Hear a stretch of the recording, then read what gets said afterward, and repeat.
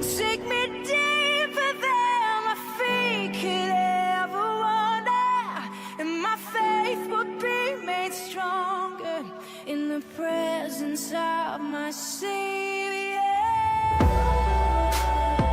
Hello and welcome.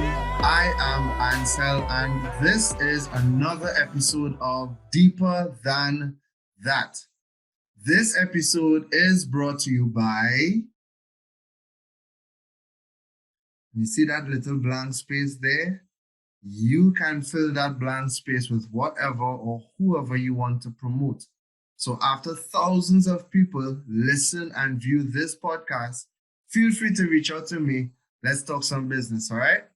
So the intention of Deeper Than That is to have a conversation with a wide variety of people. And in that conversation, we want to extract some nuggets of experiential wisdom that can help people to impact and improve our lives. So we hope that decades of wisdom can be unpacked in a 1-hour conversation once we sit down with someone long enough and ask those deep questions, right? So I am so excited about this. When we were putting together the ideas for this, I was smiling from ear to ear. You could eat a banana sideways with the size of the smile I had when talking with this individual. He's actually an alumnus of one of the greatest secondary schools in Trinidad and Tobago. Big ups to Tunapuna Secondary one time. He's a life coach and a personal development consultant. And what I appreciate about him is that he is so good at bringing a clever and great mix of spiritual and technical knowledge, which is necessary to unlock your power and your potential. He's been helping me to become a better husband, a better father, and I owe him a lot in terms of the changes and the impact in my life over the last few years. I'm honored to call him friend, and I'm so privileged that he took the time out of his busy schedule to just share on something really, really important, really, really critical. And I'm sure after this episode, some jaws will drop, and some eyes will be wide open. So, ladies and gentlemen, please welcome one of the happiest men I have ever met, the king of Bestfield Consultancy, Brendan Best. Hello, sir. How are you doing? Good evening, and so thanks for that resounding welcome, man. Glad to Yeah, be here. man. Yeah, man. Giving honor to who honor is due, and you are a man of honor, man. I appreciate that, man. Definitely you are. Appreciate So how have that. you been? How have you been? Good, very good. Busy. Working on All right. a couple amazing projects, and yeah, it's been it, taking me to different levels, different Mm. expectations, Mm. enlarging my own capacity. So Mm. it's been good. It's been good. It's been All good. right, all right. A mogul in the making. Amen.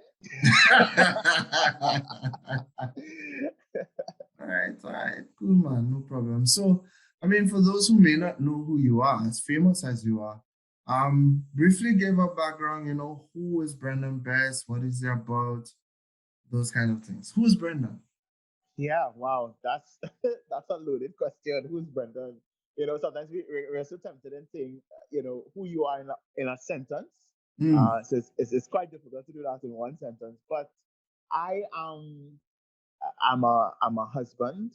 Mm-hmm. I am a son. I am a worshiper. Mm. I am a life coach. I am an educator. I like to think of myself as a creative visionary.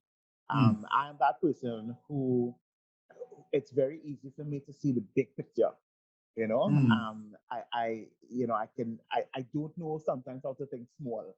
That's Mm. very, very impossible for me sometimes. Right. And I love seeing, as my name suggests, the best in others. So everything that I do is driven by my namesake, Wow. not just wanting to be the best, but wanting to bring out the best in others.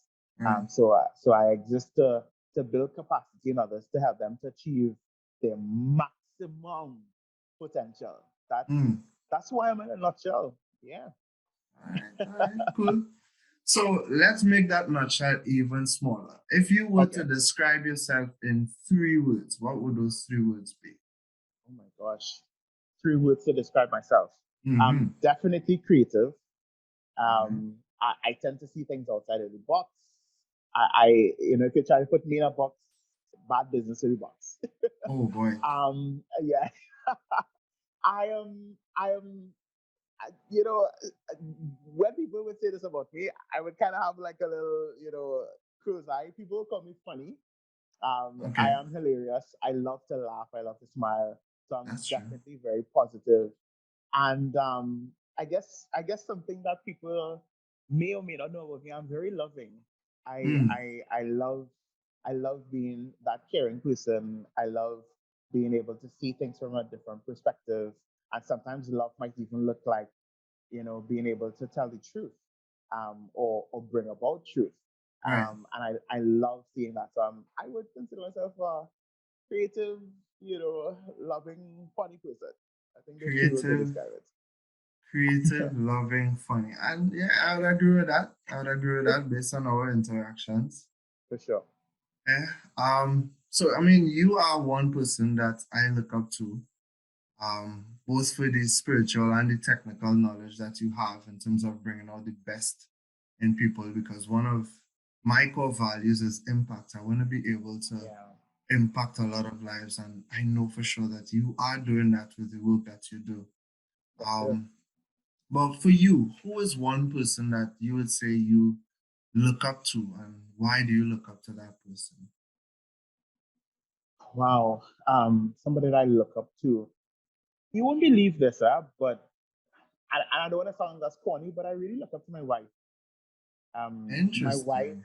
yeah, my wife she's such a sage. She's somebody who has, if you really know her, she's gone through so much.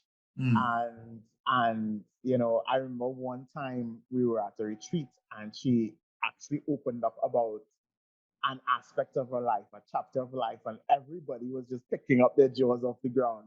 wow. And to think that she was able to go through such difficulty and Mm, be the awesome person that she is, it gives me hope that people can be better and not bitter, you know. mm, wow. And you know, she's crazy at times, and I like that. Right. But there's this wisdom about her that I really, really, really love and look up to. Mm, She's able to see things from a perspective that sometimes I don't even have a. I'm like, where did that even come from? mm, So I look up to my wife. wow. She's a wise woman, and I appreciate being her husband because of that. You know, Wow. yeah, Definitely caught me off guard with that answer, yeah. but the explanation does fit it. So that's Yes, cool. sir. And Yes, sir. hello to Camille as well, wherever you Hello are. to Camille. Yeah, yeah, yeah, yeah, yeah. Okay, okay. So, Brendan, I believe that, music is intertwined in our life, our lifestyle in terms of the seasons that we're in. So, for you right now, in terms of if you were to put together a song track of your life, where you are now, um, what are some of those songs that you kind of have repeat these days in your playlist? Yeah, that's a good question as well too. As I mentioned before, I'm a worshiper, Mm, so I love worship. I love being able to connect to the heart of God, right. and so that worshipful music is something definitely would be on there. Mm, Um, a lot of people actually may not know this about me, but I love classical music. I really, really love wow. classical music. And in fact, throughout the years, I've listened to classical music while doing certain things. So studying, if I want to concentrate, because a lot of the work I do tend to be very strategic. Right. So I don't want any distraction of anything. And Right. classical doesn't just have to mean classical secular. It could also mean classical gospel as well. Right. So So, a really good instrumental does it for me. My dad was very much into um, R&B, jazz, and Mm, so as a child, I was very much influenced by that. mm. So you could at 8, 9, or 10 hear me bumping by the radio, listening to some R&B hits. Right, right. I definitely love that. And you know, this is also probably a side people may not know about me, but I love house music as well. I love a good, believe it or not, I would have never pictured I that. love a good house music, I would especially if have I want to never bang out pictured that. work. Listen, I put on a house playlist, um, and just, yeah, man, drop that beat. Mm, I Yeah, I would dig. So my playlist will have a bunch of different things that yeah, would, that's yeah, that is a Kalulu there, if yeah, there for ever sure. was one for music. Wow. So Yeah, back would be right after house music would be right after oh for sure, elevation. oh for Wow. sure, oh for sure. And what's the best part? If there could be people who could merge them, so Mm, I would love to hear, like, say, a South African house music, which I'm digging of late, or of late I've been listening to this playlist of soulful R&B, you know, right. and during my devotions in the morning or when I'm meditating, of course, some good gospel or um, transformation church is the worship team has been on my playlist for a while now, you Right. know. Right. So Feel you yeah, on man, that. a whole nice bunch of different things. Yeah, that wow. That's an interesting mix indeed. As much flavor as Brendan himself. It's true, man. Yeah, indeed, indeed. So Brendan, I mean, you would call yourself, is it correct to call you a life coach? That's correct. Okay, good. Why do Yeah. you think someone would need a life coach? Well, why wouldn't somebody need a teacher? Hmm. So you're equating a life coach to a teacher. Yeah, it's pretty much the same thing. Interestingly, how I even got into life coaching is a whole probably interesting story. I studied abroad. I did my undergrad abroad, and I went to teach college, and I was expecting obviously to graduate and jump into a classroom, and the market at that time was just not allowing it. Hmm. And I kind of slipped into a bit of a depression. And so I went to a life coach just to kind of help me to make sense of what my future could look like Hmm. by working on things now. And that person encouraged me and said, hey, what assets do you have that you could generate wealth from? And I'm like, helping people. Hmm. And sure enough, fate would have it that I landed a job that was considered a capacity builder. And I mean, the rest is history. I realized that a lot of the experience that I had work wise was actually life coaching, which is so Hmm. interesting. And so I, honed in on a couple of things, did a couple of projects, realized that, hold on, I can actually, strategize really well. A lot of these skills from Teachers College were very transferable, Hmm. because instead of me doing a unit plan for, say, French, I'm doing a unit plan for someone's life. And I'm going through different goals. I'm going through Hmm. different objectives. I'm providing that support, you know. Right. And so again, you know, a lot of persons want to go to that next level, but sometimes don't know how to get there, and that's where life coach Right. comes in to be able to provide support, to be able to, I essentially tell people, you're paying me to ensure that you're successful, and so Wow. I'm going to do that because I want Wow. a return on your investment. Right. So helping them to itemize and to set those goals and to provide other accountability for you to accomplish them. Right. So that's why people need it. Okay. Yeah, So in the same way, a teacher helps to prepare you for a next level, a higher level. A life coach helps you to prepare for the next level or higher level you intend to go to for life. absolutely, absolutely. And I think what's key, and perhaps the key difference, I guess it's not necessarily a bit of a difference, but a life coach is someone who can help you to identify those barriers to you accomplishing that. Mm. You know, whereas a teacher might be just concerned about, okay, well, you've got to do the passé composé in French, you've got to do the the translation or the conjugation or something. They Right. actually take stock of helping you to realize what are some of the things that are holding you back Yes. from going to that next level, and Yes. to get you from stuck to unstuck. Yeah. Right. Right. Yeah. Wow. Whew. Hope you're feeling that heat there coming out from this one. Hey. So, I mean, with your years of experience and coaching and success, what would you say are some of the greatest transformations you've seen after your coaching? Wow. Oh my gosh, there's so many. Um, Give me the top three. the top three. Wow. Okay. So I remember there's this one client that I had. She's an older lady. She had been through just so much, and Mm. I think to be quite honest, when she first started with me, she wasn't even sure what her goals were. Mm. But they kind of became apparent after she had been through so much. I mean, she lost her dad at a young age. She was raped from her stepfather. Wow. That produced a child. That Wow. child she was put out from her mom because her mom is there thinking, well, they're trying to sleep with my boyfriend. Mm. You're right. Mm. Her first child was kidnapped, and then I mean there was just a bunch of stuff. But I think the brilliant part about it is that she was able to, get a better sense of who she was through the midst of all of that, and one of the greatest to me stories is that she eventually got married after three failed marriages. Mm. She was able to sort of just release some things and really work on herself Right. to be her best self. And she is now married and having a great life. Right. That's definitely one. I could think of another person recently because I've been for these last few seasons really working with youth, and she was recommended by a principal to see me.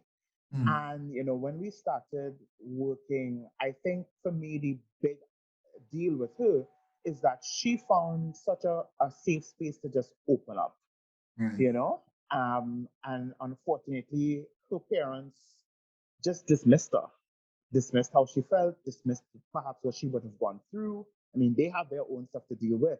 Mm.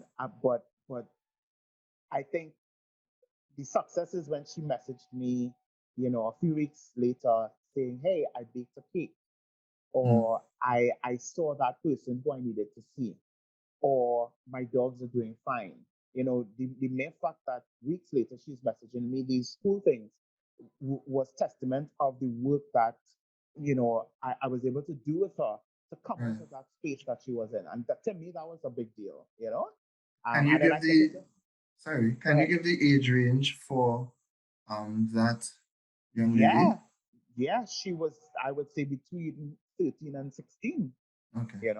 And that was a big deal. The cool thing is I'm a life coach, and so I have my limitations. So I was able to refer her to even further assistance, and Right. and she's now even able to accept that assistance and that further support because of the work that we did in Right. working on those goals. For her saying she finished her SBAs, that was a huge deal. Because Mm. we're talking about somebody who was totally shut down is now saying, I went to all my classes this week, Accomplishment. you Mm. know? So that was a big deal. And then lastly, because you mentioned three, Yeah. I would think of this one person who is a police officer, and he is probably in his 30s. And one of the things that I do is really a root cause analysis of what perhaps might be holding you back. And so Mm. he realized that a broken relationship that he had in the past really prevented him from believing in himself. Mm. And one of the things that he wanted to work on was potentially transitioning out of his job to be a judge, Mm. because he never thought he had the capacity to even do that. Wow. And so he had been, I mean, doing well at this job, this career, but he really, really had a passion to be behind the bench. Right. And so he got that confidence to yeah, like literally move in that direction of Nice. considering law school, and that was a huge deal, Nice. and so Nice. yeah, these are, I guess, some of the transformations that, I Wow. mean, that's like a few Yeah, yeah. of the ones, And it's so good you chose those three because I'm hearing range. You spoke Yes, about a senior woman, you spoke yes, about a teenage girl, and you spoke about a married man, kind of middle age, that's correct. thereabout. So, I That's mean, correct. that Yeah, shows range, and to be able to pull those successes there, then definitely you're doing yeah, something great. So, kudos to you yeah, on that, man. yeah. Thank God, man. Thank God. Yeah. But I mean, with pouring so many hours into others, listening to their stories, unpacking their traumas and their challenges, do you sometimes feel bogged down by hearing other people's problems and challenges time after time, day after day, hour after hour? That's a fantastic question. And people have asked me this several times. Hmm. They're like, "Don't you get fed up of hearing people and their issues?" And I'm like, and my answer is like, I don't. I Oh, really believe that I have a grace for this. I think, I mean, as a professional, I have ways to decompress as well. So there's someone that there's a pair that I see ever so often, every few months. That's one. After sessions, I completely lock off. I have my own exercise routine where it's for my mental health. You know what I mean? There's routines that I have that ensure that I am in my best spot emotionally, spiritually, physically, to assist my clients. So, I take rest. I'm taking it a lot more seriously now. right, My wife would admit. But there are times within the quarter that I have scheduled off. You know, right, my wife and I, we get away, we shut off, we tell nobody where we're going, we just get off the grid. You know, right, and so yeah, so there are systems in place for me that I use to ensure that I'm at my best self for my right, clients, because at the end of the day, it's for them. right, It's to see them move forward, and I have to ensure that I'm in my best shape to do so. right. Yeah, I think that's transferable to anyone, no matter the sphere, not just life coaching, scheduling that off time, that get off the grid yeah, time, yeah. decompressing so that you don't feel the weight and the pressure of continuously just going, going, That's going, going, going. So that's it. That's it. That's it. yeah, keep Yeah. on there, man. Keep on there. Yeah. All And it's right. healthy. It's healthy. Mm, The reality is that I think we've believed this notion that we have to be workaholics. And I have a yeah. propensity to be one, I'll admit. Right. Um, that's my own thing. I have a propensity to work very hard. And I sometimes downplay how hard I work, although I work very hard. Mm, so mm, so you have to have those scheduled times. And my right. wife does a really great job in keeping me accountable. She's like, okay, like we taking that phone off, Right. right? So yeah. I think, to people who have these big goals, these big things that they're accomplishing, it takes a lot more and it takes a lot longer.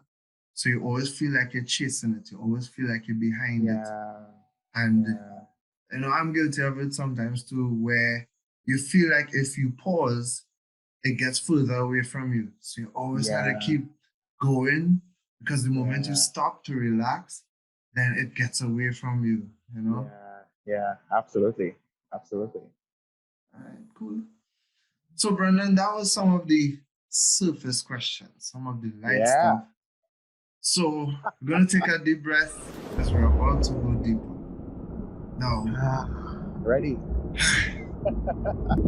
let me take this moment to tell people again that we're really going deep here. Put the kids to bed. Yeah, this is a put the kids to bed moment. This is definitely going to raise some eyebrows, it's going to drop some jaws, but if we do not deal with it, then the challenge is going to persist, and a lot of people are not going to be able to live their Yeah, best life. yeah. Pun intended on Brendan's last name. That's good. That's good. That's good. Right? So here's the thing, Brenda. Uh-huh.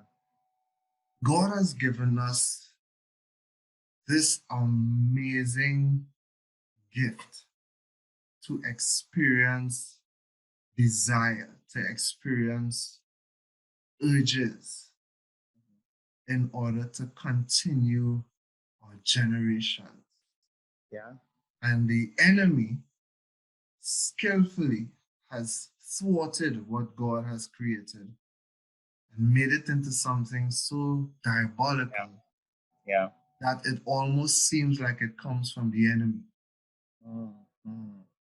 And even at the times when you and I talk and we chat, we realize the root cause of some Yeah. of the challenges Yeah. that I have been facing and I'm saying it was facing, has to do with the issue of lust. Yeah. So I want to start there, Brendan. Brendan, why do people, and more so men, seem to struggle with lust? Wow. Wow. That's a powerful question. I think to start this off, we have to acknowledge that we serve a very creative God, Hmm. that we serve a God who is just so awesome that he would have created sex and sexuality, for us to enjoy, and I always like to start off with the positive intent, that this was meant to not just be used for procreation, but this was used to enjoy. You know what I mean? And the enemy, our adversary, loves to pervert the original intent of what God planned for things. And I mean, we see that right in the garden, right? Mm-hmm. The use of eyes to see and be tempted. You know, this this trick is centuries old. You know, but I think for men especially, why it's difficult is because we are typically turned on by what we see, very much typically. So, I mean, there are other ranges of arousal, but I think through our mind gates is where we're turned on, you know, and so it presents itself an opportunity for us to struggle because of what we see, Yeah. and I think for men, because of that arousal through our eyes, we've got to be so careful that our eyes are seeing the right things, Mm. and that there isn't an abuse of what it was created for. You see what I'm saying? Right. So that's why I think you know a lot of men struggle with it. But I also want to say as well to um, um, answer that there are a lot of women who struggle with it as well. And I feel that's a conversation probably for another day. But in this day and age, listen, listen, it's the narrative is definitely changing from, at least from my experience, in persons that I've worked with, um, that people are just struggling with lust, you Mm. know. And I think that struggle is because there's a lack of boundaries. There's a lack of being able to put foundation to that fire that is a God-given desire, you Right. know. So a lot of times people say, "Oh my God, I want to do whatever I want to do," but the reality is that you can't have, if you don't have a wall in a house, the roof can't stand, and you're exposed to so many things.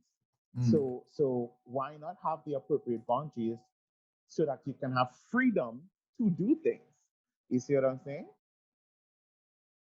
Well, I know you said you didn't want, well, you probably wanted to save the woman's part for another time, but I did want to balance out the conversation. So one of the questions I was going to ask, and we could probably go there.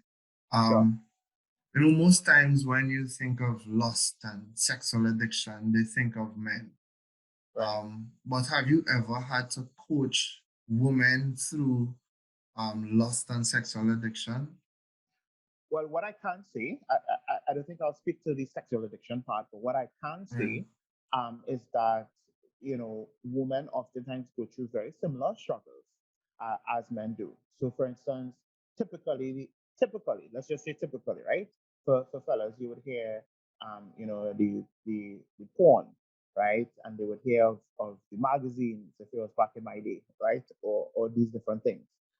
But for females, from what I've realized is that sometimes there's a fantasy world that they escape to that often is with that that could be sort of characterized with films or romance novels Mm, or as some people say the gossip, right, to do mm, this or to do that. And so sometimes women too are caught up in that fantasy world. And maybe it's the eye within their mind or their feelings to be able to feel certain things, because mm, oftentimes that's how a woman is aroused. She's aroused by how she feels. Yeah. mm, And so from my experience, yeah, I've there's lots of persons who would want to support, their goals of overcoming lust, you know, lots of them, you know, yeah, so the difference that you would have noticed within the sexes is more so that men's challenge will be what they see that puts that's them in right, trouble, that's and right, women's challenge is what they want to feel. So they go into correct, a correct. fantasy world. As a Jamaican saying says, fire in the heart, smoke in the eyes. So Mm, that means that if any man comes with a match and tries to ignite that fire in your heart, maybe he tells you the right things. Oh, baby, you're mm, so sweet. I love how that curve across there. Your breasts look supple. When you wear them jeans, mm, you're just doing some things, right?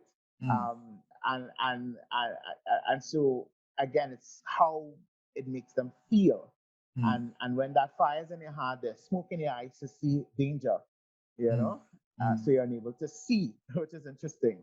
That whole idea of sight and vision. right, Whereas for men, listen, you have a woman that's naked in front of you, you're ready. That's how right, we're programmed. That's how we made up, right? right. Yeah. Wow. Woo. Yeah. Deep, deep, and deep. and, and, Okay. and then too if I could say this as well too, Go Ansel, ahead. because I feel like this is so important. I think a lot of times we give the negative such a bad rap. So preparing for this session today, I would be reading stuff that I think would generate ideas with me, or get my juices flowing, for want of a better expression. And I think what we need to do is spend a lot more time really focusing on healthy sexuality, right? Yeah. And especially not a church context, because I mean, you and I probably would have been part of that whole purity movement, Yeah. and I think it was very one dimensional in the sense where purity equal not having sex, but Mm, but purity isn't necessarily just not doing something or not being something, but it's actually being chaste. It's actually embracing righteousness. It's right, actually being integrous. It's letting the yeses be yes and the no's be no's. right.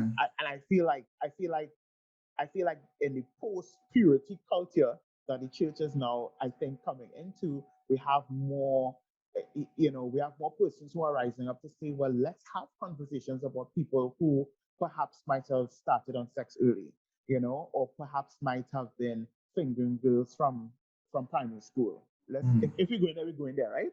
Let's Right. go. And I don't want to be part of a culture, especially a kingdom culture that promotes, well, just judging people like that. Because Yeah. at the end of the day, Jesus said to that woman caught, that adulterous woman, he says, go and sin no more. Right. You know, and it was loaded with so much love and compassion. And don't Mm. get me wrong, I'm not saying to utilize grace as an excuse to continue sinning. Paul talks about that in its entirety.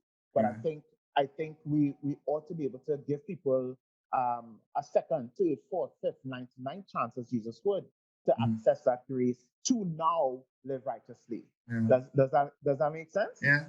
Yeah. Yeah, Yeah. yeah, Indeed. yeah, Indeed. yeah. So is it safe to say then that that purity movement that you're referring to, there will or are some flaws in there, and Absolutely, how would you absolutely. have designed it then? How would you have designed it? Absolutely. Well, first to begin with, I think once you're talking about sex and sexuality, I think the general perception is, oh my God, we can't talk about that. Mm, We've been up in such a prude mentality, you know. Uh, it's so annoying to be honest, because I grew up in a very, I think, sexually liberal household. I did grow up in a Christian house, and I'm going to be very clear on that. I think my parents were very open about discussing sex and sexuality, and I love that about them. You mm, know, I remember getting my boots and these at 5. Don't ask me wow. why. I'll Mm, tell you the script. mm, Anyway, you know, and I think they brought us up with that understanding that sex is meant to be enjoyed. I remember my mom telling me that, my mom at that telling me that at 5. At 5. right. Did I just say at 5 Five that it's guys. meant to be Five. enjoyed?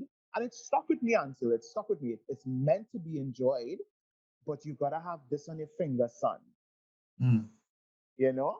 And I remember them pointing to their rings, and I'm just thinking, can I just go outside and play hopscotch? You mm, know? But believe it or not, I think what it did was really say inside of me that sex and sexuality is meant to be within covenant.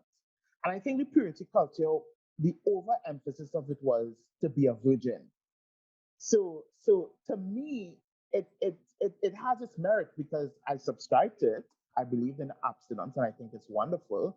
But I think abstinence isn't the only chapter in the book. right.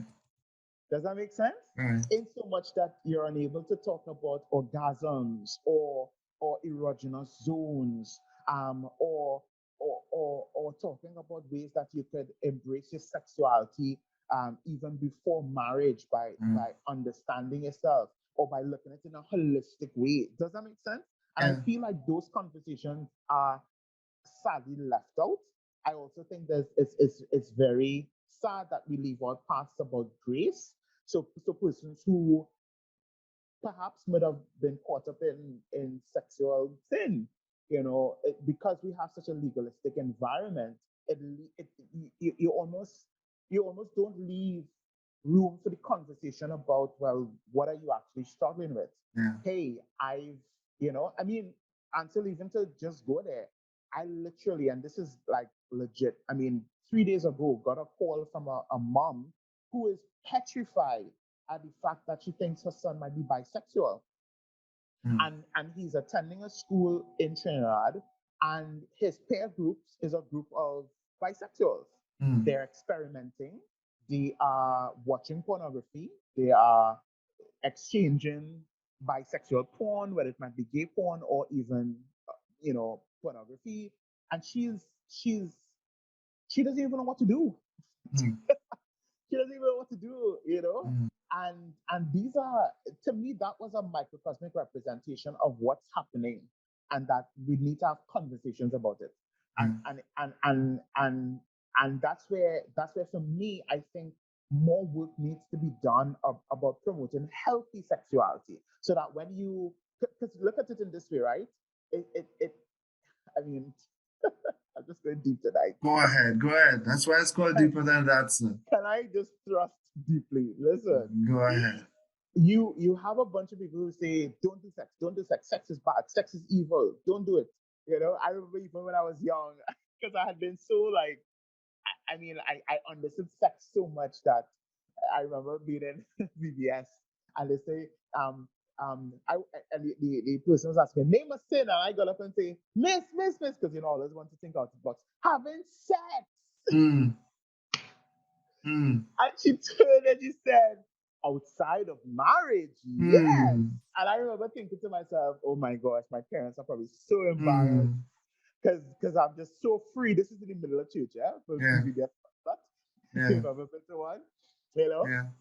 But the reality is that we need to have more conversations about the beauty of sex, and that it is part of our identity. Your sexual Right. identity is a part of who you are. It's who God Yeah. has created. And so you have a generation of persons who were told, "Don't do sex, don't do sex." And Yeah. so what that did, Ansel, and people's jaws are probably being picked up from the ground right now, is just caused us to engage in, instead of intercourse, outer course. Mm.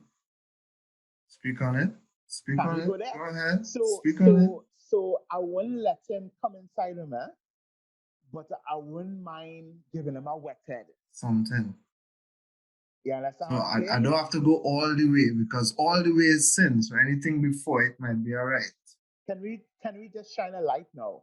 Hmm. And that's a form of deception. I've had persons who I've spoken to who would prefer to do homosexual acts than acts with the opposite sex Hmm. because of the fact that they don't want to go all the way. Come on, we have to talk about these things. And Hmm. and and and back in my day, it was almost on vogue, to be to I kissed a girl and I liked it. I was from that generation where it was almost the cool thing, but now it's so brazen, and now it's like, well, I have the right to feel this way, and this is who I am. You know what I Hmm. mean?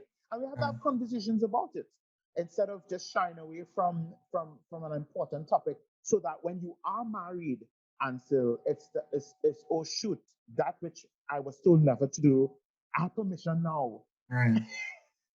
which now causes this whole performance anxiety, because here are people now thinking, oh shoot, I probably have to act like Mandingo now, and I probably have to, you know, collect all the water in a basin, right? Because that's what we've allowed. We said no, it's bad, it's terrible. But then Yeah. when it was time to enjoy it, it's like, oh, I can't, you Don't know know. what to do now. So these are pertinent things we've got to be able to have conversation about now, man. Right. You know. Whew. All right. Just giving you all a moment to pick the drawers up off the floor before it drops again because Mhm. we're still going deep, guys. We're still thrusting, as For Brendan sure. will often say. Let's change the position Yeah. in the chair. Right. Put in that part. So for you, Brendan, would you say that more married men or more single men are having this challenge with lust, or it doesn't matter, it's just affecting all of them the same way? Yeah, I think it's just across the board. I've coached married men who've had 12-year relationships, extramarital affairs, and is okay with being with both. I've had married men who are secretly homosexual. Mm, They're cheating on their wives with their homosexual partners and living in deception that they're just friends, right? I mean, I have the whole gamut of, uh, I mean, young men, unmarried men who just think that they just need to have a release, and so they think it's necessary, So I mean, it's really across the board. But one of the ways that I look at it, and I love this frame of reference, is everybody has a lion on the inside of them, mm, and I think I think we need to have more conversations about that masculine energy, and that lion, and when it comes out. For me, I tell people, besides sex, which it definitely makes an appearance, it also comes out in my times of intercession. I pray with authority. mm, Sometimes it also comes out when I'm worshiping, mm, or sometimes it comes out when I'm defending my family, yeah, or sometimes it comes out when I'm working on, beating a record, right? Um, or some sort of element where you can push yourself. Sometimes it comes out when I'm fasting and mm, I have to give up the food, or whatever the case is. And so sometimes you kind of have to start looking at it from a holistic perspective, that it's not just a sexual energy, but it's a masculine, very powerful energy. I mm, mean, the product of it can create children. let's mm. just let's look at it that way. Right. And so can we now start to reframe it and say the product of, when a man ejaculates that energy, he could also create wealth, he could also create ideas, he could also create connection. You see what I'm saying? And I feel like we need to start focusing on how we can, you know, be embrace that purity in each season, whether it is married, whether it is single, whether it is divorced, right?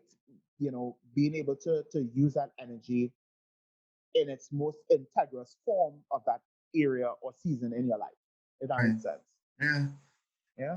As you're saying that, my mind goes back to the book Think and Grow Rich, from Yes, Napoleon Hill. And I that's think the right. term is called transmutation, That's correct. Yep. where the same energy that is used for sex is transferred into pursuing success in whatever field That's of right. endeavor. That's right. That's right. That's right. So it's safe then to say, based on what you're sharing, that we can use that quote unquote sexual arousal, not just for sex, but to transfer it into other energies, because it's Yeah. not just a sexual energy. Absolutely, absolutely, and not necessarily sexual arousal, but that energy. I wanna call it encompassing that energy. Right. If I could bring the scriptures here, David is an example of using that energy wrongly, right? I mean, he see a damsel in distress. He was, Mm. let's just be honest, he was enjoying some voyeur pornography, right? Yeah. He was on the Yeah. roof. She was taking a bath, cleansing herself, and he Yeah. probably saw them boobies and were like, yo, you ought to be mine. Yeah. And my Mm. boy decided to take that energy to the next level and machinate against the woman's husband, put him in the front of the line to kill him so that he can get her. Yeah. You know? I mean, if you look at that scripture, it says, and I always go back to it, it says, in the time when kings went to war. Yeah. So he could have been using that Someone energy else. rightly to go to war and Mm. to use that testosterone, because that's what the hormone is, the testosterone energy to do that. It's like TD Jakes who says you have to know the difference between the kid and the king. So that kingly energy or that kid-like energy. Because the Mm. kid, the kid always looks at the ooh, glittery, glittery. But the king takes responsibility and says, oh no, I've got to do what I've got to do. Mm. And to me, that's the hallmark of a man, a man who is able to take responsibility over that energy and say, well, you know what woman wants to be, you know, uh, have 17 orgasms and a man doesn't take care of her. Mm. Mm. Mm. Pause It for could emphasis, eh, guys? it could it could flow like the ocean. Oh boy, Mm. yeah, round 15, if that's even possible, right?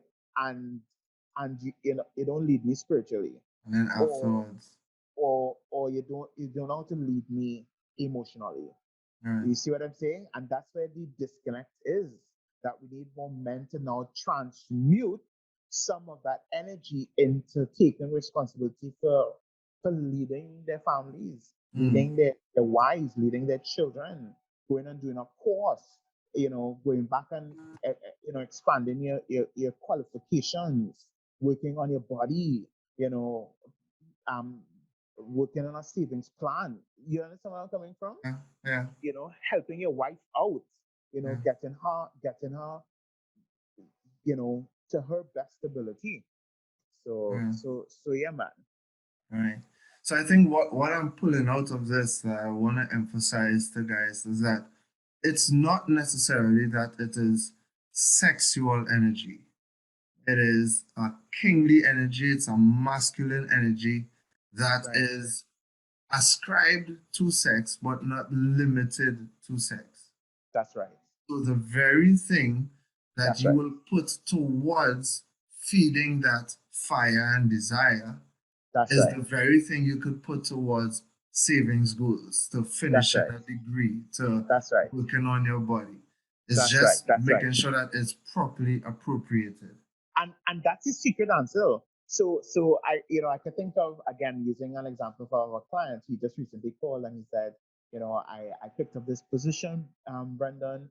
I'm super happy to let you know it was a big deal for him. I think it was such a great fit for him, you know. Mm, But he came as a pornography addict, mm, and I just helped him to see that that energy has to now be used constructively, you know. So mm, the next question was, when last did you take your wife on a date? They're making a date every night to these random women on a mm, screen. But when mm, last did you take your wife out to dinner at the mm, Hyatt? Come on, we wanna experience all the joys of it.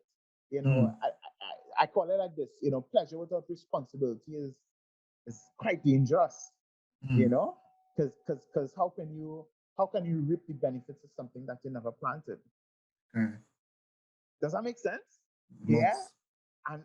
And so he was able to realize, hold on, yo, I'm actually doing so much harm here. And I'm like, well, yeah, because you're not using the energy, yeah, to Mm, to to do. I mean, now he decided to take a broadcasting course. He's beefing up his resume. He's doing what he's doing, right. and he's realizing, oh, I have to know how to transmute my energy better. You know, Mm, does it mean that he might slip up once in a while? Absolutely, and there's grace for that to cover that. You right. know, but the reality is that he's not where he was, and definitely not addicted like before. You Right. see, yeah, Right. and to me that's success, right? Indeed. Yeah, Definitely.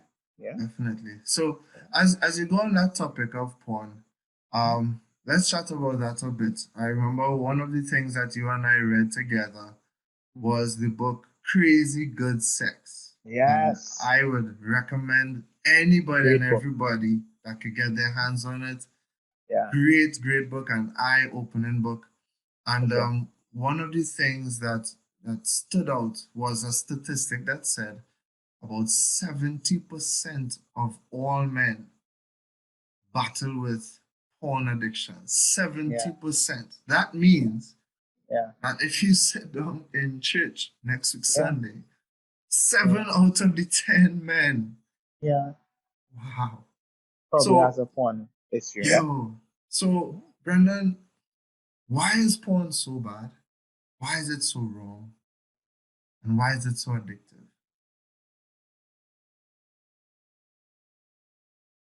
Pause for a cause, Sailor. Hmm. Let me flip the script. If you if you've had the real thing, why would you go for a counterfeit? Hmm. So perhaps we need to establish truth Hmm. and say that perhaps you really struggling with porn is because you have an issue with intimacy. Say that again for the people in the back, sir.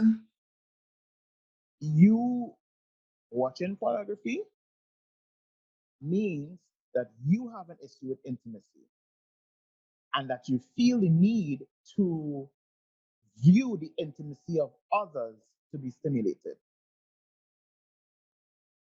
And I think, as I said to you before, I love being funny, but there's some truth in jest, Hmm. and that's some denial that you're just gonna have to come out of. That you struggle in intimacy, and you know Hmm. what? I prefer to work with somebody who says, Brendan, it's true. I started sexual intimacy very early, Brendan. My first sexual encounter was at blah blah blah blah. You know, I was fondled, I was raped, I was made to do stuff that I'm not sure if I should feel okay about. You know, and it just opens the door into more of it, and that's why people jump into it because they have a problem with their own intimacy, Hmm. and they need to they feel a need to have to go look at it in others to feel that level of fulfillment. Hmm. And so once you begin to uncover the lie and start to step out of denial and say, you know what, I have a problem, I'm actually afraid to you know be vulnerable and be to actually be intimate. Hmm. And so we use pornography as a cop out. because Ansel, I tell people all the time, sex is easy. I mean, that's the easy part. Some blood Mm, flowing, some, the right body parts exposed, sex can happen. right. But I tend to really encourage men to focus on the intimacy part, where there's a connection, there's a closeness. It's where both parties involved. It's just like the sun, the moon, and the stars align. It's that toe curling experience. It's that experience where you're lost in pleasure, and you feel safe because this person is not going to just get up and dash out the door the next morning, Mm, or because as much as people claim sometimes that if they watch porn they feel that pleasure, they're lying if they're saying that, because they right, don't. Chances right. are there's a huge slump that happens, whether you're on a moral compass on the left or the right. And it's interesting because I listen to spaces where male issues are talked about, and even in secular spaces as well. They talk about the overconsumption of porn and how it can negatively affect your ability to perform sexually. It corrodes your ability to be aroused easily. Mm, Like, I mean, people are now starting to see the nefarious effects of it.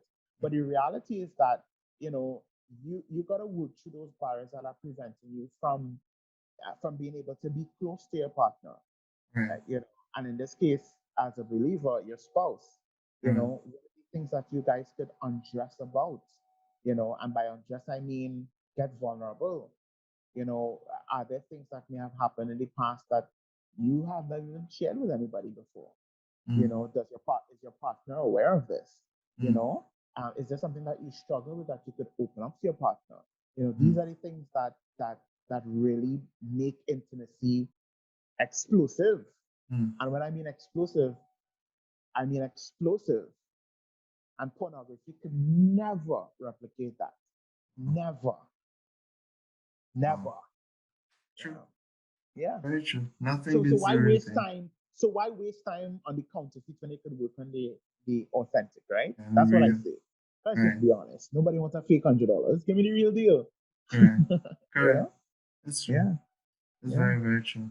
So, Yeah. Brennan, you have defined intimacy as into me you see.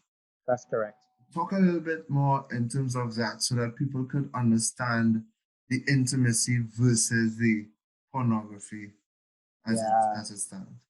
Yeah, I mean, quite frankly, again, the intimacy is that feeling of closeness. As I said, anybody can have sex. That's the easy Mm, part. Blood pumping, body part chewing, we could jam, boom. But I think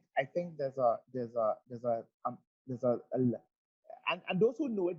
There's a fulfillment you feel of being near. In times of very deep intimacy, I could honestly say is when I'm the most giving, because because I feel so fulfilled. I want to now serve. mm, And to me that's the height of it. When the Bible say, you gotta love your wife as Christ loved the church. yeah, That love is sacrificial, and yeah, so I want to sacrifice my own happiness or my own pleasure for somebody. And I think again, maybe this could be you know, a detrimental tentacle of that purity movement. I've not been doing it for so long. Now it's my turn. I gotta get what I want. mm, These are real conversations we need to have, eh? yeah, Like your body is my body. So when I want it, I want it. And yeah, then you have marriages where women have never even come to climax. So I mean, where hello, where we, you know, they are just unhappy because they're just dutifully pleasing their husbands, and then mm, we forget that women are an equal part of the equation. yeah, And so that intimacy is all about, it's not the Instagrammable stuff. It's not mm, the cute, relationship goals. It's the fighting, and it's the making back up, and it's the apologizing, and would you forgive me for tossing this water at you? it's the I don't feel safe when we do this, or it's the tell me about why you don't do this, or you know what I mean. It's being able to be open. And I think once you have that level of intimacy, boy, there's such a joy. It cannot be replicated. Mm, And when it's shared with someone special, honestly, like I can't describe it except that mm, it's everything and more that you would have ever expected. And that's right. obviously built over time. That's not just a one and done thing. Yeah. That's wine gets better with age. Right. And so does intimacy as well too. I'm going into 8 years of marriage with my wife, and there are things that she shared with me a story that I'm now finding out, and I'm like, hold on, I never knew this. And it might have been something simple, like she was good in math, and it doesn't have to be anything like dramatic, but just knowing that person. Remember, you're really intertwining, eh? And Mm, and and it's that's togetherness, that becoming one flesh. And but you got to be able to open up to kind of get into that person's mind, heart, soul, everything you know right.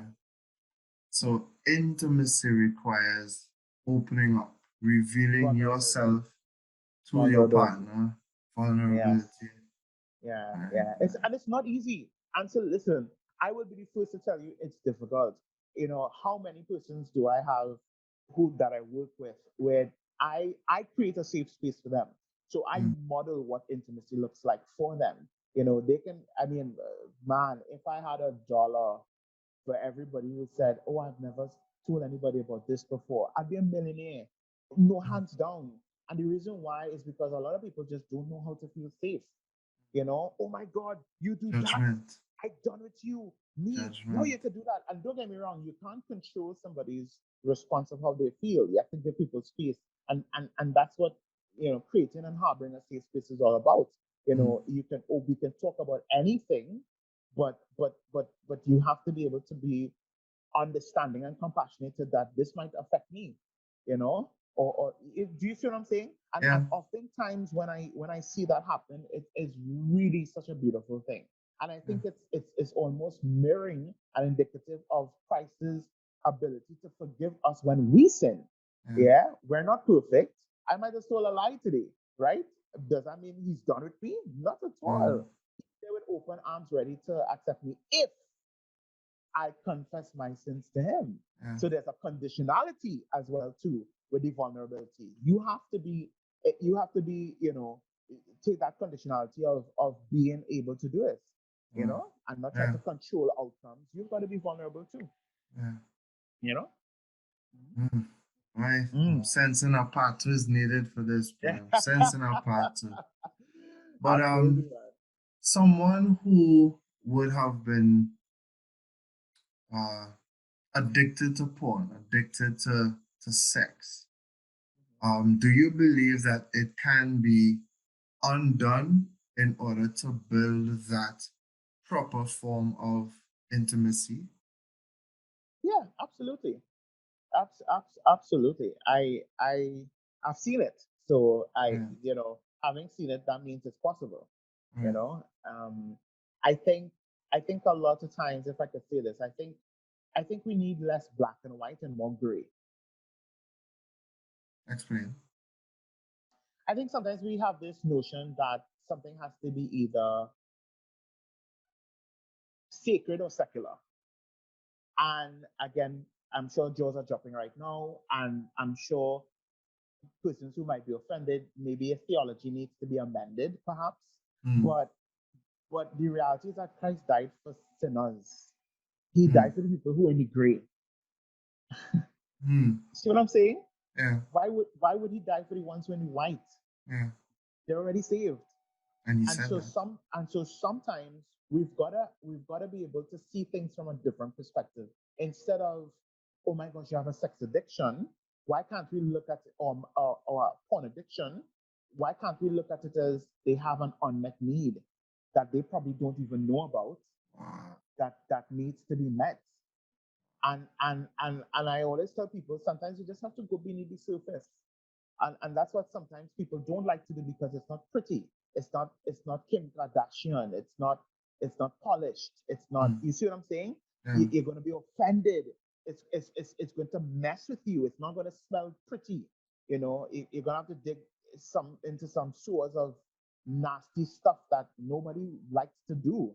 You Mm. understand where I'm coming from? And Yeah. and so you know, I think I think getting somebody or getting assistance from somebody who is able to do that, I think is a huge part of that process of the transformation and working on it. It's not going to happen overnight. I'll tell you that off the bat. But there is a process, and there are different factors that, if properly followed, can ensure a level of healing to take place. What I just got there is you're saying if we change the way we define it, then we can better help the person to overcome it. So Yeah, instead of just saying it's a porn addiction and you pray and you rain down fire and brimstone on them, you say, yeah, hey, this person has some past trauma or some personal yeah. challenge that they're trying to overcome. Let's see how we can help them. Or that there's a need. Perhaps Mm. that person who's addicted to pornography just wants to be close, but Mm. doesn't have the skills to know how to be healthily close to somebody else. Right. Does that make sense? Yeah. So maybe somebody betrayed their trust in being close, and they're just replaying that trauma. Perhaps Right. that could be the case as well too. I don't want to paint a broad brush for everybody, but the reality is that it's individualistic. There might be different issues. And I love, absolutely love that scripture of the prodigal son who, that scene of him being in the pig's pen. I love it. It's Mm. one of my favorite passages Mm. because it's so telling of God's unending love for us. I Mm. love what he did do. He realized, that scripture that is just so fresh in my mind. That moment where he came to himself. Yeah. There has to be a coming to self moment. Mm. You can't just want to hide this night into night out. And that's why I go into, if I'm dealing with somebody who has a goal of wanting to overcome that propensity to watch pornography. I sit in the pigsty with them. Tell me the porn you consume. Mm. What is it you like? Mm. And 9 out of 10 times they're like, what do you mean? Yeah. I, okay, I like Yeah. gangbangs. And I'm like, Yeah. okay, cool, no problem. Yeah. And Yeah. and when last did you watch porn? This morning. Okay, great. Thank you. And sometimes the response is so, they're almost expecting you to rain down brimstone and fire. Yeah. But that's not my job. My job is to bring you into a space where you can encounter God, Yeah. in a safe space. Professionally, it's basically a safe space. But if you're looking at it from a spiritual example, I'm bringing you into the presence of God because Yeah. I carry him on the inside of me. And Yeah. so who the Son sets free is free indeed. And where the Spirit of the Lord is, there is freedom. So sometimes we're afraid to bring the Spirit of God into the dirty places because we think it's too dirty. Yeah. We might be caught up in the gangbangs and we want to practice it or we want to experience it. There's nothing wrong with bringing God into that space. This is the caveat. The caveat is you've got to be willing to now obey and listen and engage with him, even in the midst of it. I remember this friend of a friend, and she encountered God while having sex on her back with someone. Hmm? Yeah. He spoke to her clearly. Hey, this is not you. Like, Wow. you're better than this. I needed to stop this and I need you to pursue me. That's when she encountered God while having rumpy, wet, hot, steamy jamming. That would be interesting. And I love it because it just goes to show that we've been programmed to think of God in this box Yeah. that we could only meet him at a camp or Yeah. at the altar. No, Altar. I'm sorry. No, Heaven's gates and hell's flames. listen. I remember sometime the right to scare people. I remember one time I was watching porn This was back in university, and I remember, yo, choking that bishop, and I get a call, and the call was from some of my Christian friends. Yo, revival is breaking out. You gotta come now, B. And I'm Mm. just thinking, No. I'm nearly ready to come. Mm. Like, like, could this be any more blue balls? Mm. And believe it or not, I hung up the phone and finished what I had to do, and I left and I went. And Right. I think that's a testimony of that the Lord could reach you anywhere. Yeah. And we need to have more conversations about and stories of people hearing that He can encounter you in some very inconvenient times, Yeah. or some times where you think, you know what I mean. Yeah. So yeah, man. I think more Yeah. conversation needs to be had around it. Yeah. Yeah. And just to backtrack on something that you were saying, it's important for safe spaces to be created. Yes. I Yeah. too have been challenged with porn and lust addiction growing up. My first exposure to pornography was in Form 1, Mhm. right? And it's something that I took through many years, right? Decades, I could say. Mhm. And the challenge that I faced was, who do I talk to that I Yeah. wouldn't feel judged after? Yeah. Who do I talk to that they wouldn't throw the Bible at me and say, "Thus says the Lord, get thee hence, Yeah. Satan," kind of Yeah. thing? Because while that might have some merit and have some value, Yeah. it doesn't really help you when you're in those moments alone and Yeah. the urges there that need to release. Yeah. Sorry, the VBS and the Sunday school goes out the window Yes, at it that does. moment, That's right. so That's right. having that safe space where someone Yeah. can just hear you and meet you where you are at Yeah. is Yeah. Yeah. definitely necessary to help people. And remember, guys, I said it's 70%.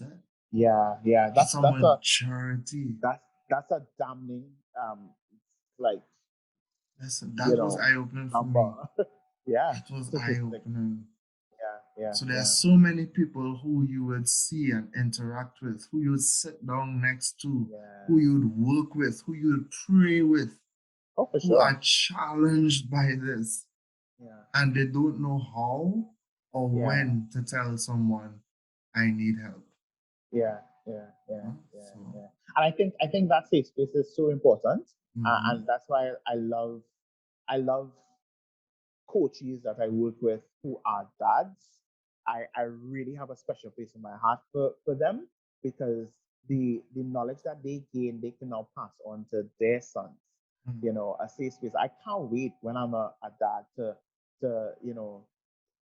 take my boys on drives to talk about sex and women and fantasies that they might have, and because I want them to feel safe. I want them to know that, like, you can share, dad, I feel like so and so, or what's happening. I mhm, want to be able to do that, and I feel like we need to do more positive reinforcement yeah, than the negative ones that they will get from pornography, because this is the reality. If 7 out of 10 have issues or struggles with it, that means 7 out of 10 men are being instructed or learning about sex through pornography. yeah, And yeah, that is a damning statistic.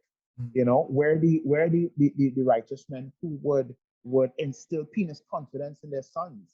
I mean, that's a whole topic that we need to unpack, mhm, right?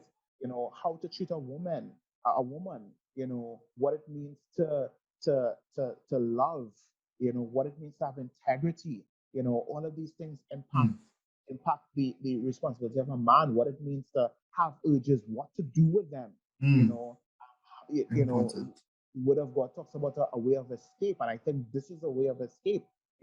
Perhaps you may not be in this season involved in sexual activity, but what's wrong with learning about sexuality? What's Yeah, wrong with understanding more about who you are? What's right. wrong with learning about things that would increase your experience when it's time to have sex. Right. All of these things I feel like are so important that we need to spend more time, unpacking, and it not being just like a jokey way. I remember growing up. I remember attending a sex class at my church, and I absolutely loved it. Mm. I absolutely loved it. It was a group of men. It was a men's ministry, and I'll never forget it. Guys talking about you know the You wife remember what having. age? I definitely remember what age I was. I was like maybe what 11, 12, Wow. 13. So it was so much fun. Them talking about their wives having more libido than they do, and Mm. the wife having sex 5 times and they're tired and what to do. And Mm. I'm thinking, yo, this is great. I love it. You know, because I'm a 12. I'm thinking, yeah, man, Right. I'm, Something to look I forward could, to. I could be here. Right. And why not? Why not? Why not get it in a safe environment like that? Maybe I might have been fortunate. Many people may not have had that experience. Mm. Or my dad telling me, his secrets to sex. One of the things he always used to say, sex begins in the kitchen. And he Mm. taught me a thing or two. My mother teaching me about sex. Mm. Son, it's always nice to put a little cologne right behind your neck. Women love that. Mm. Treat a woman right. I often tell my wife, my mom taught me to love her well. She taught me what to do. Mm. Going out on dates with your kids, showing them what it should be, Yeah. so that when they get Yeah. out there, You know what they're to not expect. like, oh, I don't know what to do here. Yeah. Teaching them about contraception if they're into that. You know, I mean, this might. Uh, mm, should I even go there? Boy, I don't even know. I You're think already there. I might as well. Oh Lord Jesus. Um,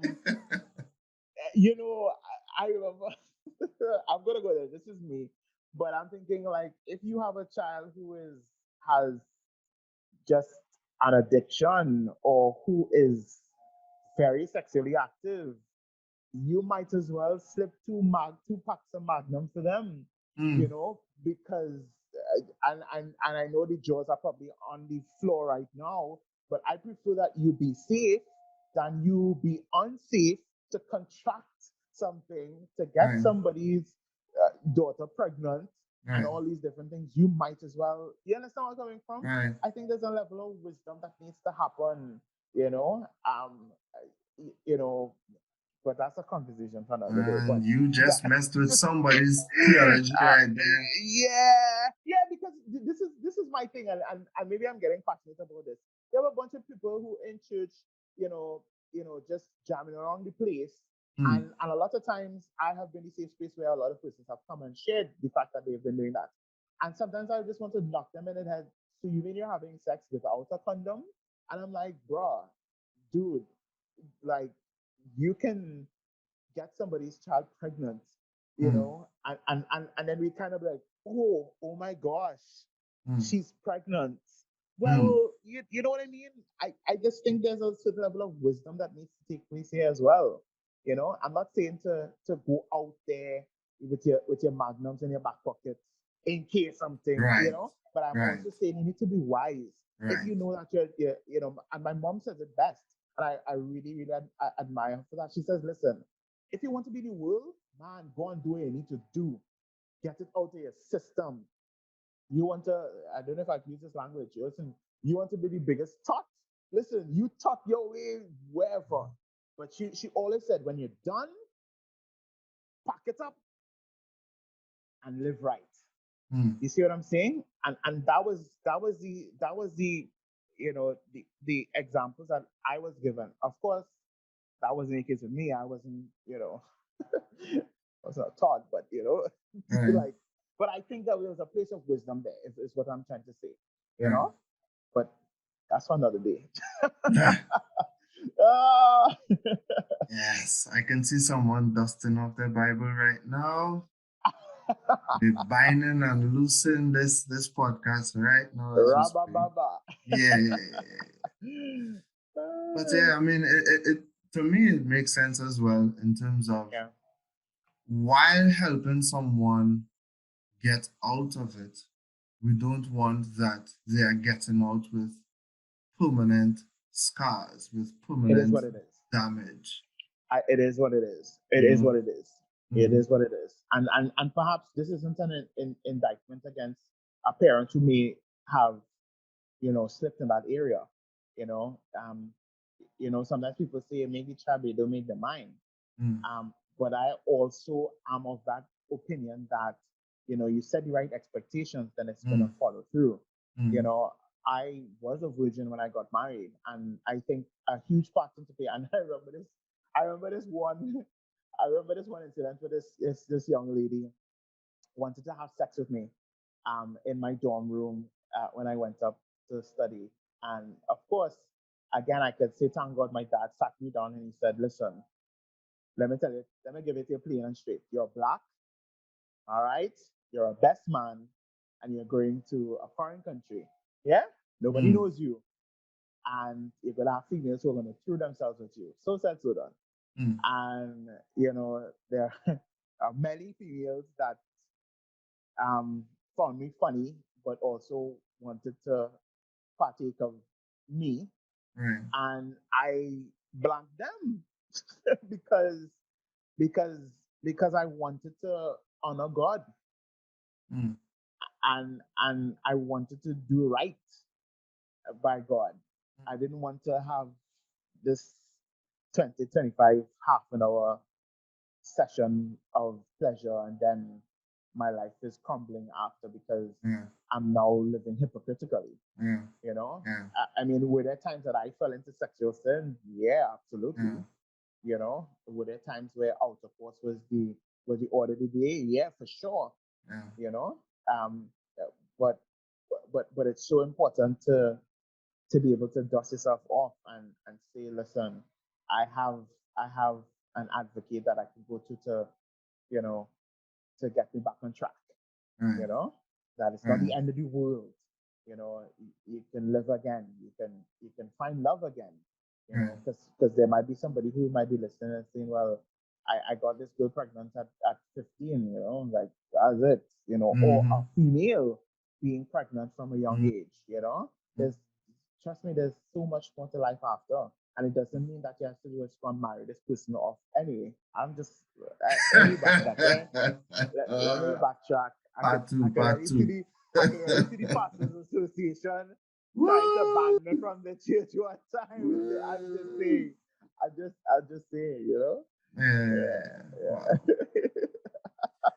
So Woo! I have two questions for you. Sure. To talk to two groups of people, right? Okay.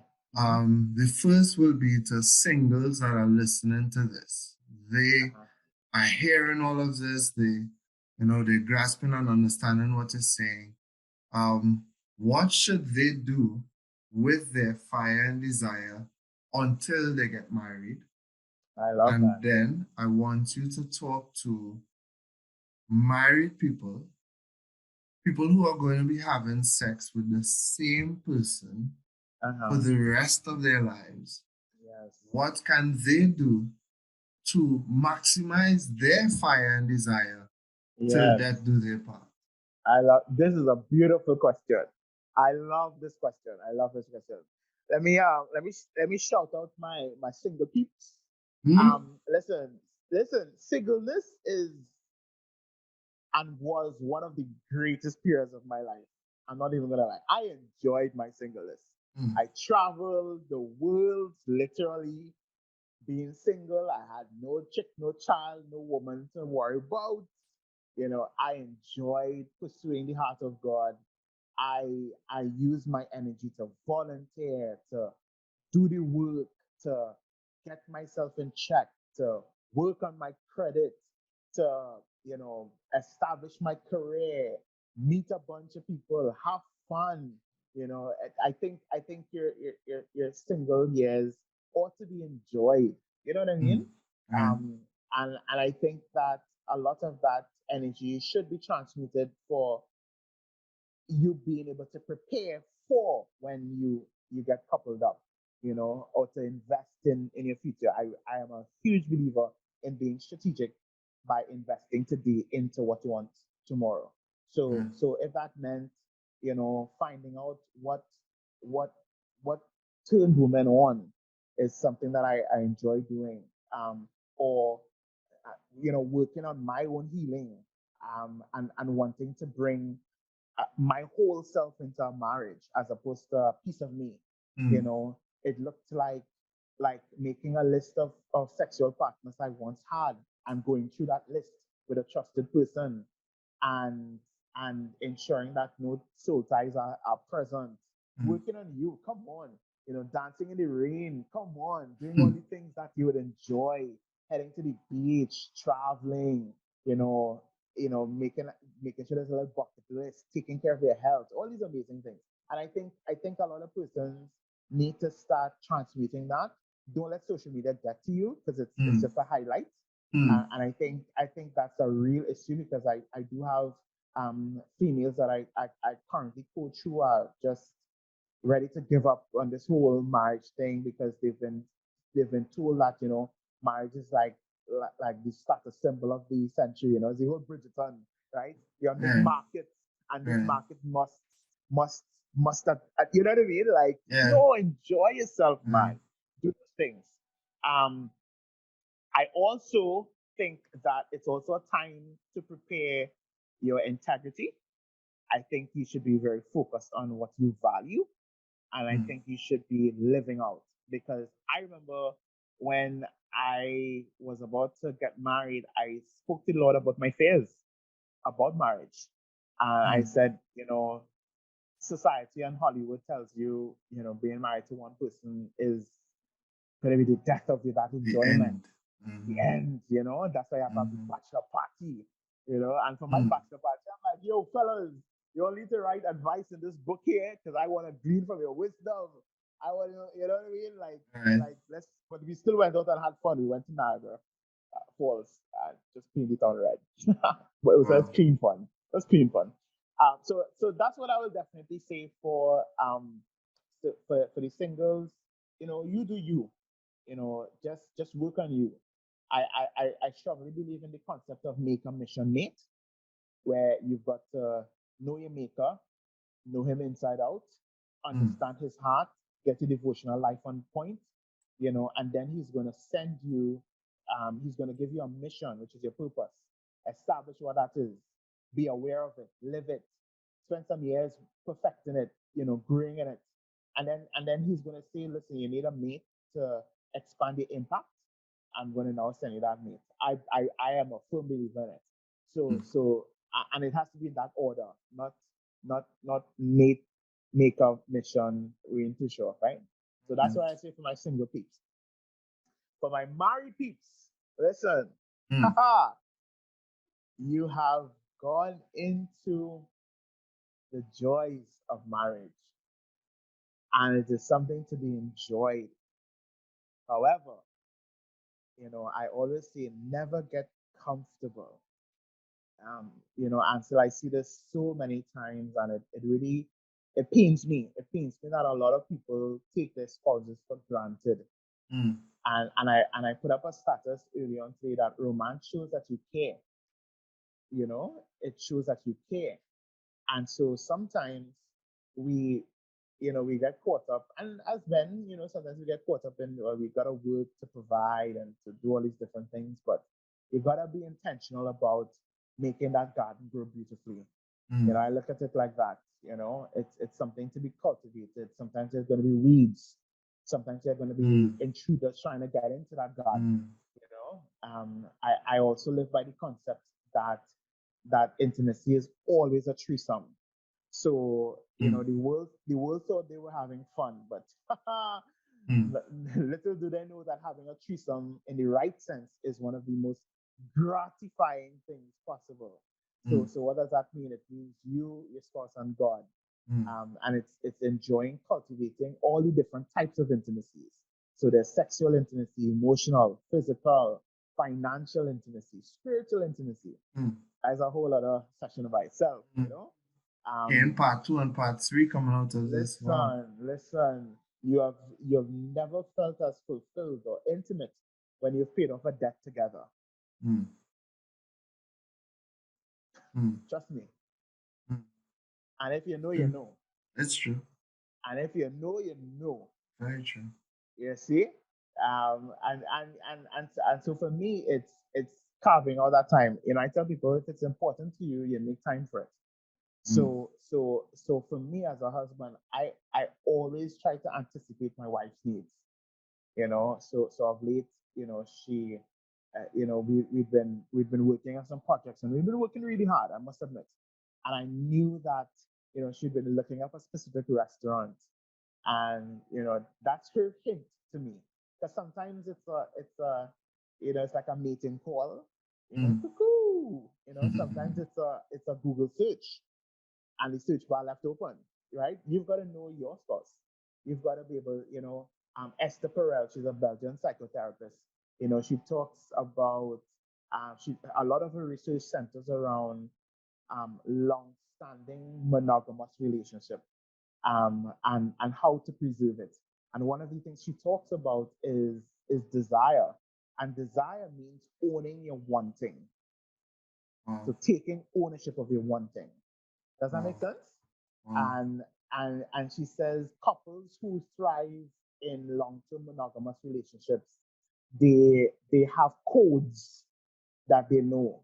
And the code isn't just, you know, we're ready to jam, but the code is, you know, I slipped you an extra $500 in your account, you know, go get something nice, you Mm. know, or it's anticipating that somebody might be fearful of an event or something, and covering them in prayer, right?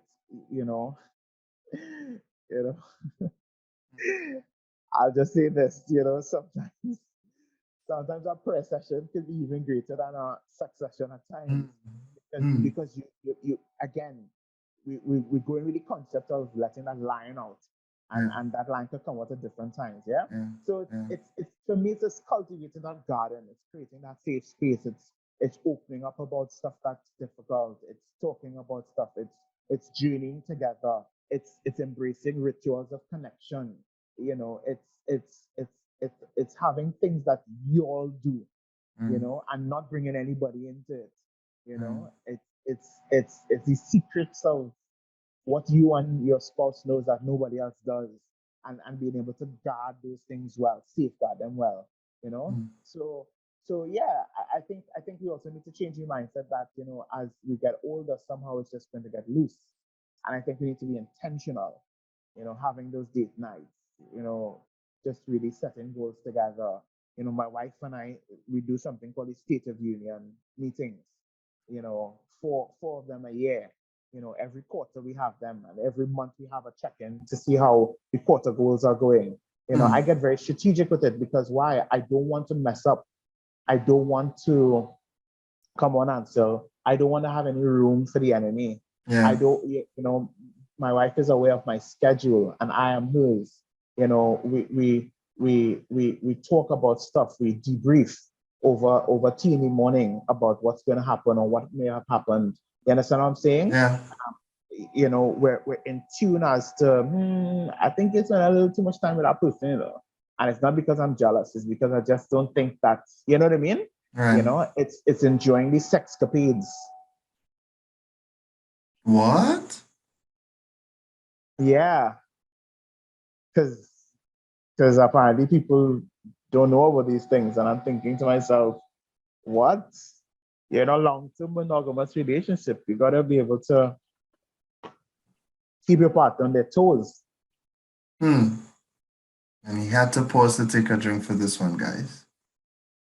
right? And so it's about telling them pack a bag and we're heading to Tobago, and I don't know where I'm going, but we're just going, Right. and we know what's going to happen. Right. Yeah. Right. Again, just as Esther Perel said, it's the codes that we live by. You know, tell your mother one juice, right? And Mm. she knows what juice is, Mm. right? It's and I feel like sometimes we forget about the joy of doing that. You know, the joy of, you know, knowing what your love languages are and ensuring that you have strategic things to make that person feel loved, you Right. know. and if I could just end with this, a lot of times people fall into adultery, um, and they fall into adultery because they've been acting in a specific role and they want to experience themselves differently. Yeah. Let me explain. So you have this mother, and she's just been mothering all the time. She's just been, giving of her time and her energy, but she just wants to let her hair down sometimes. Yeah. Just wants to be wined and Pampered. dined a bit, Mm-hmm. pampered, or she wants to feel sexy. She doesn't want to feel motherly.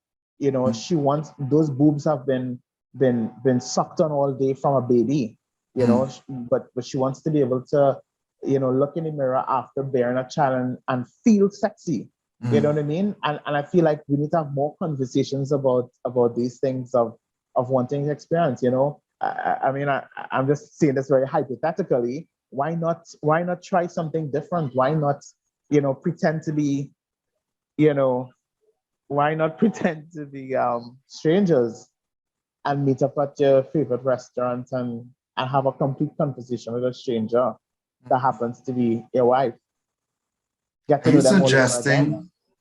Are you suggesting role playing, Brendan? I'm suggesting all those things that each other might be comfortable with. Right. That would, again, own your wanting. Right. And so, yes, if that works for you, you go right ahead. Right. If that works for both of y'all, if that's what you all like, why not? Right. If you would love to have sex on a waterfall, who's stopping you? Right. And understand, guys, in the context of what Brendan is saying, he's saying that as long as you are married and you are in covenant, then there's nothing wrong with sex under a waterfall. There's nothing wrong with role playing. And I want to make sure that that is emphasized because it seems to be that those things are only allowed or permitted when it is an extramarital relationship. Yeah. When it is anything outside of marriage. That's right. That's when you could do the sex under the waterfall. That's when you could do the role playing. When the design, the original intent is for all those things to be enjoyed within the context of marriage. So as long as you are married and you and your wife are adventurous and you'll enjoy those things, go for it because you have entered into covenant to enjoy. That's right. And not only have you entered into covenant, but you are responsible. You are responsible. It's, as I said before, who wants to have sex with a woman to blow their mind and then she doesn't help you to live? Or man does the same as well too, And so, if I'm saying this, I'm saying a lot. I'm saying that some of the best forms of intimacy is according to one of my mentors, he said, sex is the cherry on top, but there's work to get done to ensure that the cherry could go on top. You understand what I'm saying? And I thought that was such an appropriate metaphor because a lot of times people shoot their responsibilities. They don't want to lead their kids into prayer. They don't want to lead their wives into ensuring that they have what they want for their hobbies, for new outfits. Yeah, if you understand what I'm saying. And I feel like more conversation needs to be had around that instead of just my wife don't want to do this. Well, she doesn't want to do this because you haven't taken out on a date. Bimbo. You understand? like you can't expect something when you're not giving. It has to be mutual. So why not we flip the script and say instead of going to meet some random person in a double palm, right? Why not consider taking a wife for lunch and having her calling sick because you've already checked in to the Hyatt. And what you have planned for her, she will never forget. Or if you're adventurous, you ensure that she reaches back on time. after what you After had lunch. planned for her for lunch. Write it down, guys. Ideas. I hope you're taking a note. Ideas. I am. You understand where I'm coming from? Mm-hmm. You know, take the drive to Mayaro, you know, alone, not with the kids. Yeah. And nobody will even know that your left hand is doing naughty things to your wife while you're driving. Right. And vice versa. Right. You understand? Right. I think as Christians we kind of just were like, oh, that's nasty. Yeah, demonize it. We demonize it, you know, and we vilify it, and we're not able to reach the climax, for want of a better expression, of being able to, you know, enjoy each other's company. You know, so all those things that you perhaps wanted to do at 12, 13, 14, 15, 16, 17, 18, when you're in the prime of your sexual, you know, abilities, you know, why not consider it? You have all of your life. Right. You understand? Right. And this goes for both young and old. Right. Hello. Yeah. Hello. Yeah. You know? Yeah. Yeah. Yeah. Yeah. Woo! Ladies and gentlemen, Come on. I present to you Brendan Best. So guys, I know it was a lot. I definitely got some great stuff out of this, and I know that you all did too. I am sensing the possibility of a part 2 and a part 3 because he touched on some things and he, you know, he hinted some things. But definitely you all see the importance of having a life coach, because these are real issues, these are deep issues, and you need to have a safe space and someone who can understand where you are at to get you to where you need to be. So Brendan, just take a few minutes. I mean, if someone wants to reach out to you based on what you have shared, they are having one or more of these challenges in terms of managing that fire and desire as a single, as a married, as a young, as an older, how can they, you know, get to you to have that conversation, have that safe space, and really bring the best out of their fire and desire? Yeah, absolutely. I mean, you can check my website, bestfitconsultancy.com. You can on my socials, Facebook or Instagram, bestfit consult on Instagram, bestfit consultancy on I mean, either bestfit consult can work on Facebook and Instagram. And then my number 474-8841. Be free, or bestfitconsultancy@gmail.com. Any way that you want to be able to reach out, I am available. I love working with potential clients to help them to become their best selves, essentially, you know, and really engendering that safe space for them to be able to learn, unlearn, relearn. Some things is a passion of mine, and it's a gift, you know, and I really enjoy utilizing that gift to serve, you know. So reach out. Yes, and I want to endorse Brendan is a master at his craft. He takes it very seriously. And he is good, the man good.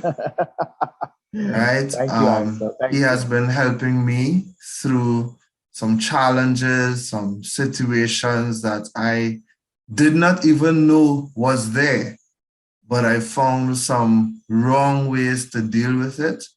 And he's helped me to go back, fix, adjust, so that my future generations would not have to carry on or inherit what I would have struggled with. So I definitely want to endorse Best Fit Consultancy, endorse Brendan.